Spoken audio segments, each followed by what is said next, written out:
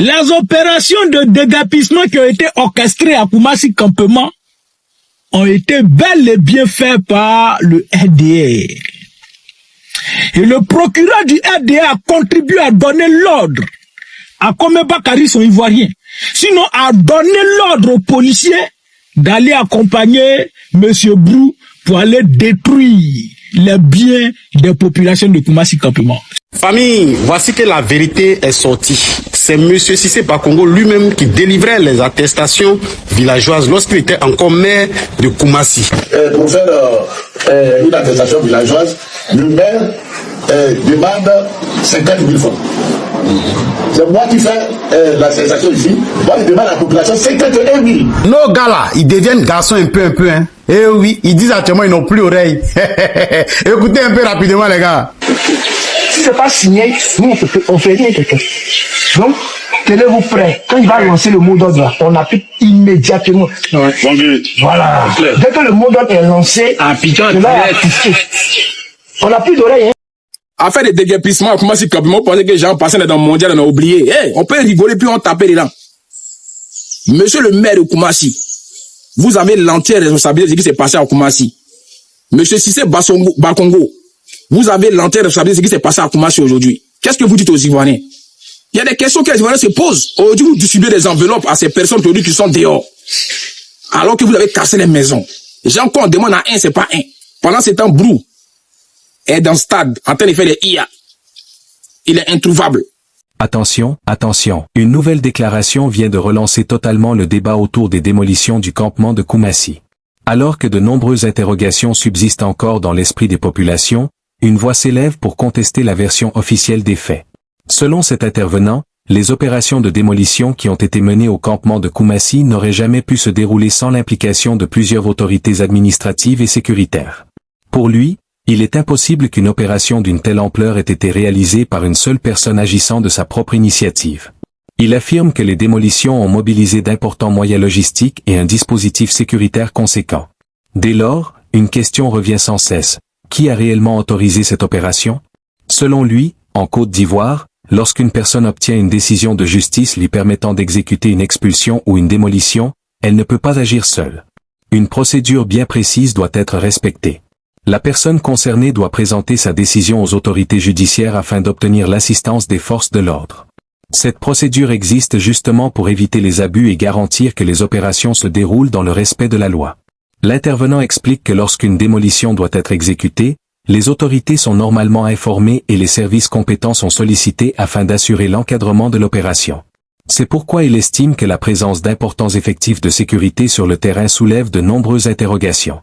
Pour lui, il est difficile de croire qu'une opération ayant mobilisé autant de moyens ait pu être organisée sans validation préalable.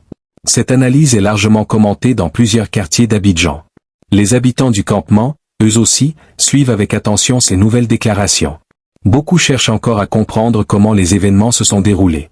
Ils veulent savoir qui a pris les décisions, qui a donné les autorisations et qui devra répondre des conséquences de ces démolitions. Alors que les débats se multiplient, une certitude demeure. Les populations continuent de réclamer des explications claires sur ce qui s'est réellement passé au campement de Koumassi. Mais ce qui retient particulièrement l'attention dans cette intervention, c'est l'insistance avec laquelle l'orateur revient sur la question de la présence policière. Pour lui, ce détail est loin d'être anodin. Il affirme que plusieurs véhicules des forces de l'ordre auraient été visibles sur les lieux au moment des opérations.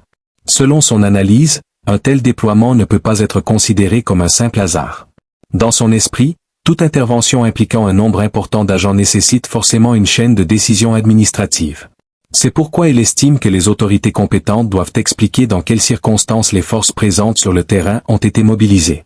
Cette interrogation trouve un écho particulier auprès de nombreuses personnes qui suivent l'affaire depuis le début.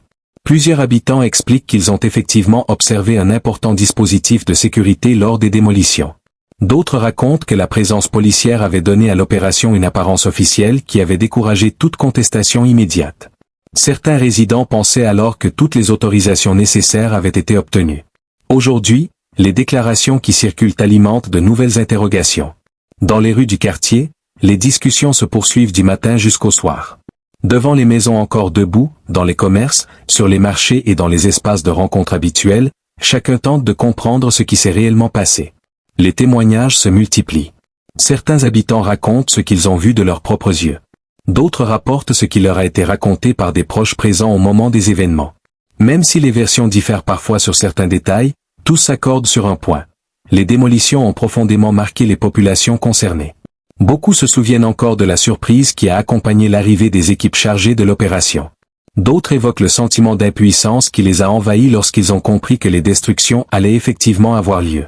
L'intervenant poursuit son raisonnement en rappelant que la confiance des citoyens dans les institutions repose en grande partie sur la transparence des procédures. Selon lui, lorsque des opérations aussi sensibles sont menées, il est essentiel que toutes les étapes soient clairement expliquées aux populations concernées. Les habitants doivent comprendre les décisions qui les affectent. Ils doivent connaître les bases juridiques des mesures prises et avoir accès à des informations précises. Pour l'orateur, les nombreuses questions qui circulent aujourd'hui démontrent que cette clarté n'a pas été suffisante. C'est pourquoi il appelle à une communication plus détaillée sur l'ensemble du dossier. Au fil des jours, l'affaire dépasse largement les limites du quartier concerné. Dans plusieurs communes d'Abidjan, des citoyens suivent désormais les développements avec attention. Les réseaux sociaux amplifient encore davantage les débats. Chaque nouvelle déclaration fait l'objet de commentaires, d'analyses et parfois de vives controverses. Certains internautes soutiennent les propos de l'intervenant et estiment que des explications supplémentaires sont nécessaires. D'autres considèrent qu'il faut attendre les résultats complets des enquêtes avant de se prononcer. Malgré ces divergences, une chose est certaine. Le sujet continue de susciter un immense intérêt. Pendant ce temps, les familles touchées tentent de reconstruire leur quotidien. Derrière les débats publics, les discussions politiques et les analyses juridiques, il existe une réalité humaine qui demeure particulièrement difficile. Des familles ont perdu leur logement. Des souvenirs accumulés pendant des années ont disparu. Certains habitants racontent avoir vu s'effondrer en quelques instants le fruit de plusieurs décennies de travail. Pour eux, les interrogations autour des responsabilités ne relèvent pas seulement d'un débat institutionnel. Elles concernent directement leur vie quotidienne et leur avenir. Beaucoup espèrent que les investigations permettront de répondre à toutes les questions encore en suspens. À mesure que les déclarations se multiplient, l'attente devient de plus en plus forte. Les populations veulent connaître la vérité complète. Elles veulent comprendre comment les décisions ont été prises, qui les a validées et quelles procédures ont été suivies. Elles veulent également savoir si toutes les règles ont été respectées lors de l'exécution de l'opération. Ces interrogations occupent désormais une place centrale dans les conversations.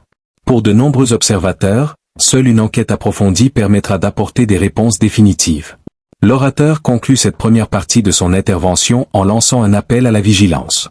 Selon lui, les citoyens doivent continuer à suivre l'affaire avec attention et à s'intéresser aux informations qui seront publiées dans les prochains jours. Il estime que les réponses aux nombreuses questions soulevées pourraient permettre de mieux comprendre les événements qui ont bouleversé le campement de Koumassi. Une chose est certaine, le débat est loin d'être terminé.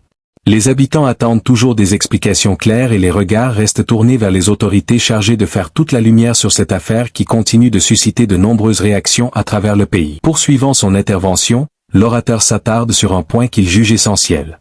Selon lui, la présence massive des forces de sécurité lors des démolitions ne peut pas être ignorée. Il affirme que plusieurs véhicules de police auraient accompagné l'opération sur le terrain. Cette affirmation suscite immédiatement de nombreuses réactions, car si des forces de l'ordre étaient effectivement présentes en nombre important, cela signifie forcément qu'une coordination a eu lieu à un certain niveau. L'intervenant pose alors une série de questions qui alimentent aujourd'hui les discussions. Qui a demandé la présence de ces policiers? Qui leur a donné l'ordre d'intervenir? Qui a validé leur déploiement dans le cadre de cette opération? Pour lui, ces interrogations sont légitimes et méritent des réponses précises. Il explique qu'une opération de démolition ne ressemble pas à une simple intervention privée. Lorsqu'il existe des risques de tension ou de troubles à l'ordre public, les autorités prennent généralement des dispositions afin de sécuriser les lieux. C'est pourquoi il estime qu'il est nécessaire d'examiner en détail le rôle joué par chaque acteur impliqué dans les événements.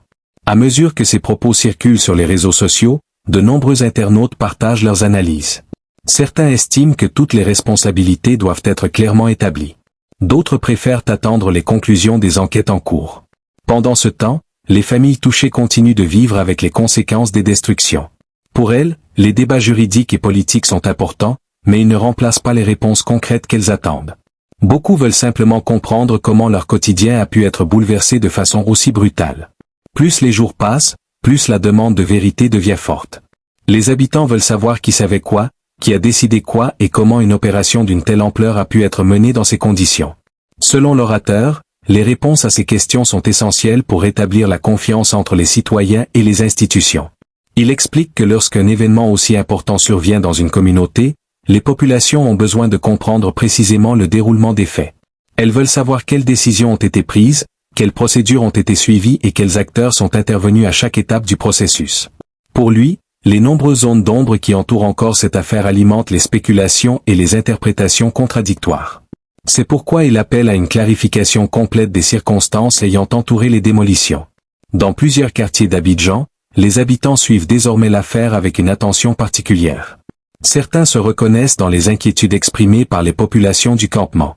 D'autres considèrent que cette situation soulève des questions plus larges sur les mécanismes de gestion des litiges fonciers et des opérations d'expulsion. Les débats dépassent progressivement le cadre du quartier concerné pour toucher des sujets qui intéressent de nombreux citoyens. Les émissions de radio, les plateformes numériques et les discussions de proximité consacrent une place importante à cette affaire qui continue de faire réagir l'opinion publique. Pendant ce temps, les familles directement touchées par les démolitions poursuivent leur combat quotidien. Certaines tentent de récupérer des biens qui ont pu être sauvés au moment des destructions. D'autres cherchent des solutions de relogement plus stables. Plusieurs parents expliquent que leurs enfants ont été particulièrement affectés par les événements. Voir disparaître sa maison en quelques heures est une expérience difficile à oublier. Pour beaucoup de résidents, les conséquences psychologiques restent importantes. Les souvenirs de cette journée demeurent gravés dans les esprits et reviennent souvent dans les conversations familiales.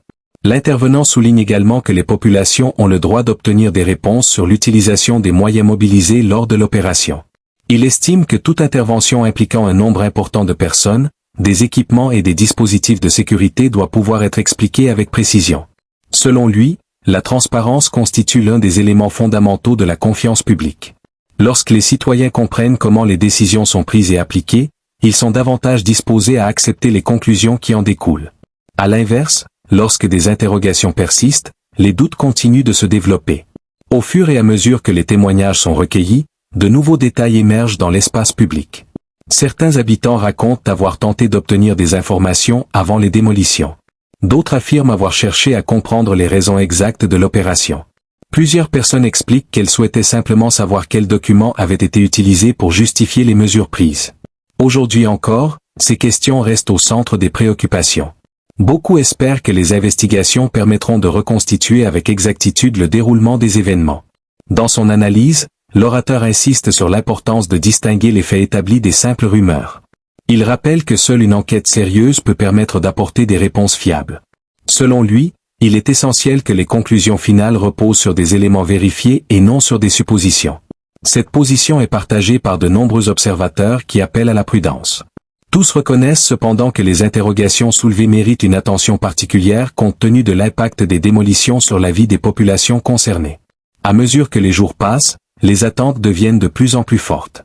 Les habitants veulent connaître les conclusions qui seront tirées des investigations. Ils veulent savoir si toutes les procédures ont été respectées. Ils souhaitent comprendre le rôle exact joué par les différents intervenants mentionnés dans les débats publics. Pour eux, il ne s'agit pas simplement d'une question administrative. Il s'agit également d'une question de justice et de responsabilité. Les familles qui ont perdu leur logement considèrent qu'elles méritent des réponses claires et complètes. L'orateur revient alors sur l'idée que la vérité finit toujours par émerger. Selon lui, les enquêtes ont précisément pour objectif de rassembler les éléments nécessaires afin de reconstituer les faits.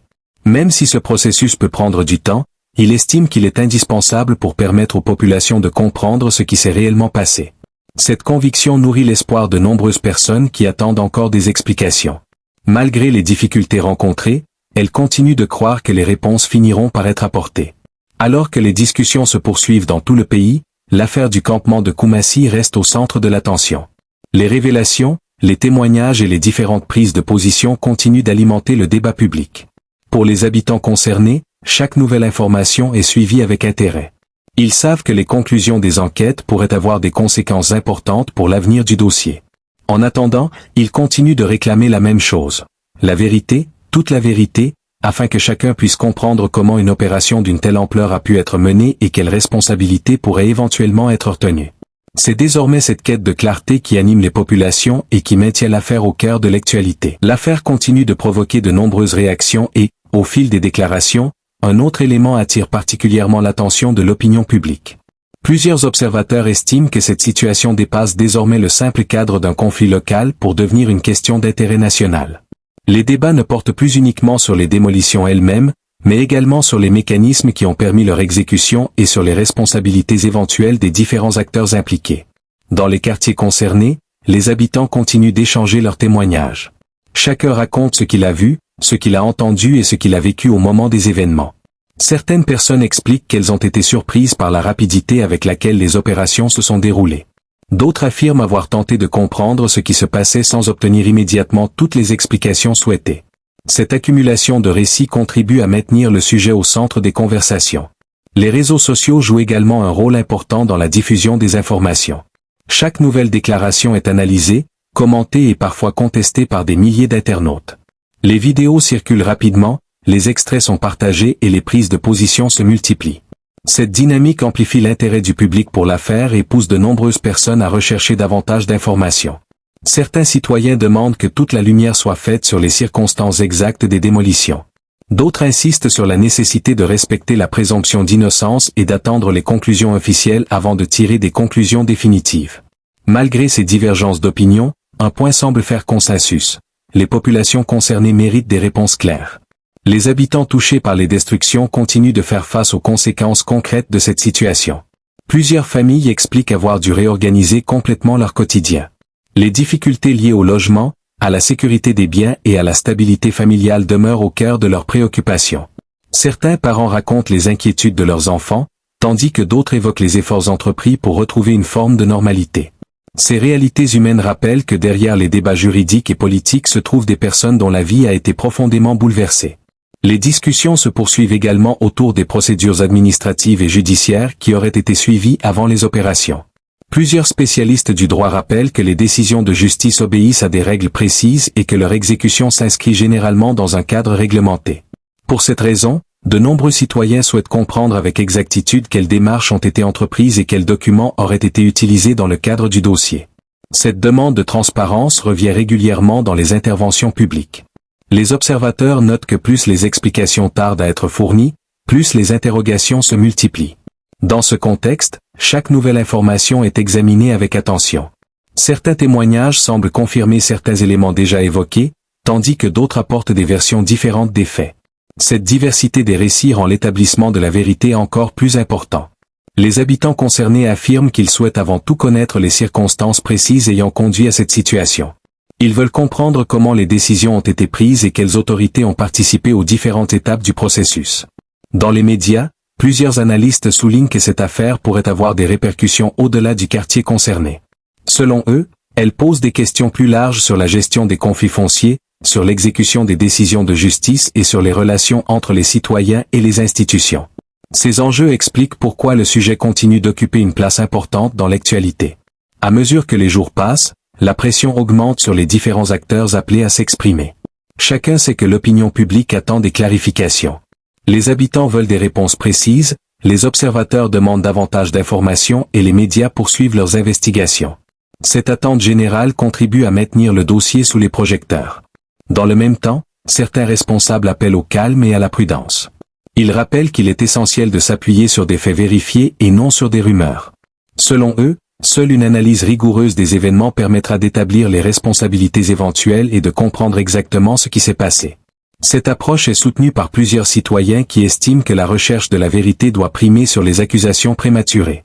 Malgré ces appels à la retenue, les émotions restent vives parmi les populations concernées. Pour de nombreuses familles, les conséquences des démolitions sont encore présentes au quotidien.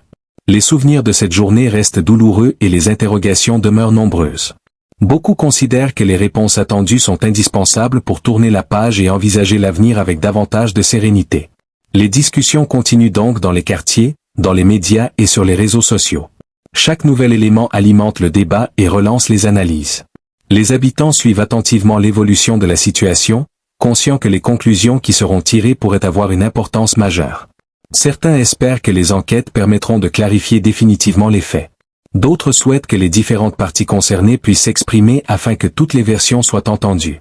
Une chose est certaine, l'affaire continue de susciter un vif intérêt au sein de l'opinion publique.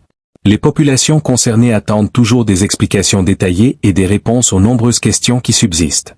Elles veulent comprendre comment les événements se sont déroulés, quelles décisions ont été prises et quelles conséquences pourraient découler des investigations en cours. Tant que ces interrogations resteront sans réponse, le débat continuera d'occuper une place importante dans l'espace public. Pour beaucoup d'observateurs, la suite du dossier sera déterminante.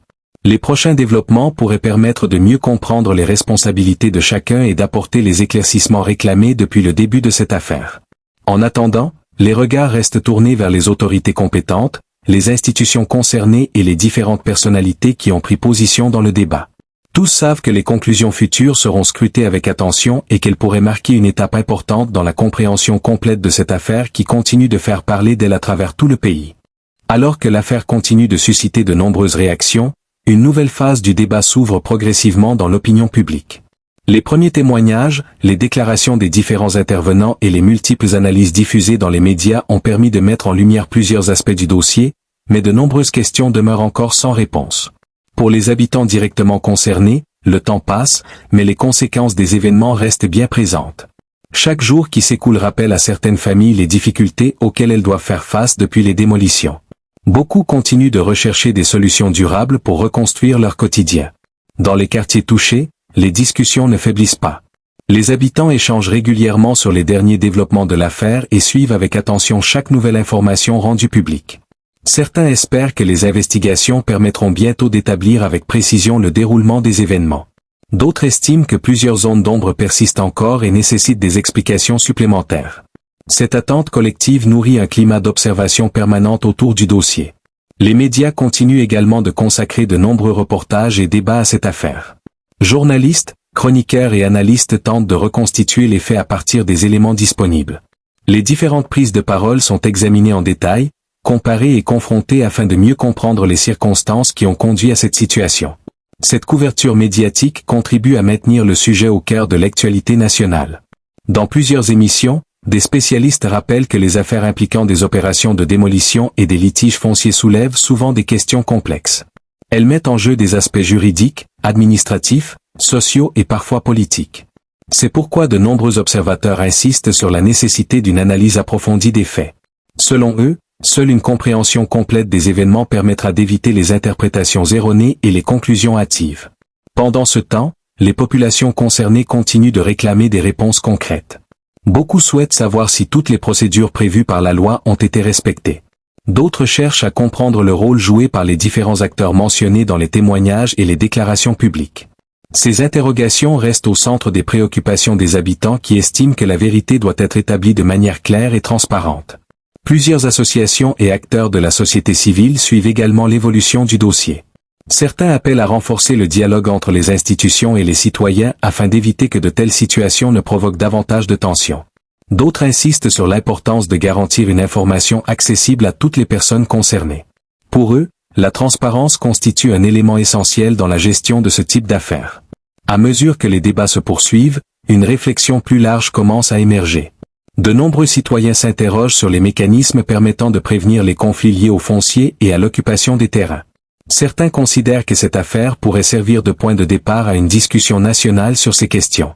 D'autres estiment qu'elle met en évidence la nécessité d'améliorer certains dispositifs administratifs afin de réduire les risques de litige à l'avenir. Dans les rues, sur les réseaux sociaux et dans les espaces de discussion, les opinions restent partagées. Certains soutiennent fermement les arguments avancés par les personnes qui dénoncent les démolitions. D'autres rappellent qu'il est indispensable d'attendre les conclusions officielles avant de porter un jugement définitif.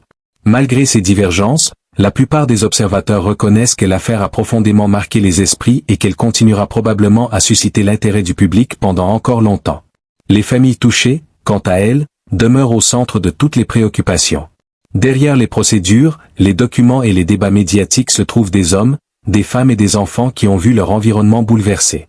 Plusieurs témoignages évoquent les difficultés rencontrées pour retrouver une stabilité après les événements. Ces récits rappellent que les conséquences humaines restent l'un des aspects les plus importants du dossier. Les semaines à venir pourraient être décisives pour la compréhension complète de l'affaire. Les habitants attendent avec impatience les résultats des investigations et les éventuelles clarifications qui pourraient être apportées par les autorités compétentes. Beaucoup espèrent que les prochaines étapes permettront enfin de répondre aux nombreuses interrogations qui subsistent. Cette attente alimente l'attention constante portée au dossier. Dans les cercles d'analyse politique et juridique, Certains experts soulignent que les conclusions de cette affaire pourraient avoir une portée importante. Elles pourraient contribuer à préciser certaines pratiques administratives ou à renforcer les mécanismes de contrôle existants. D'autres estiment qu'elles pourraient servir de référence pour la gestion de situations similaires à l'avenir. Cette perspective explique pourquoi le dossier continue d'être suivi avec autant d'intérêt par différents acteurs de la société. Au fil du temps, une conviction semble s'imposer chez de nombreux observateurs. Seule la recherche méthodique de la vérité permettra d'apaiser durablement les tensions. Les spéculations, les rumeurs et les interprétations contradictoires continueront d'alimenter le débat tant que les faits ne seront pas établis avec précision. C'est pourquoi de nombreuses voix appellent à privilégier les éléments vérifiés et les conclusions fondées sur des preuves concrètes. Dans cette attente, l'affaire demeure l'un des sujets les plus commentés. Chaque nouvelle déclaration, chaque document rendu public et chaque témoignage supplémentaire est analysé avec attention. Les habitants concernés, les médias et l'ensemble de l'opinion publique restent mobilisés autour de cette question. Tous cherchent à comprendre ce qui s'est réellement passé et quelles leçons pourront être tirées de cette situation. À l'heure actuelle, personne ne peut encore affirmer avec certitude quelles seront les conclusions finales du dossier. Cependant, une chose apparaît clairement. Les populations concernées continuent d'attendre des réponses. Elles veulent connaître la vérité sur les événements qui ont bouleversé leur vie et comprendre les responsabilités éventuelles des différents acteurs impliqués. Cette quête de vérité demeure aujourd'hui le principal moteur de l'attention portée à cette affaire. Tant que les interrogations subsisteront, le débat continuera d'occuper une place importante dans l'actualité et dans les conversations à travers le pays. Les prochains développements seront donc suivis avec une vigilance particulière par tous ceux qui espèrent voir émerger une compréhension complète et transparente des événements.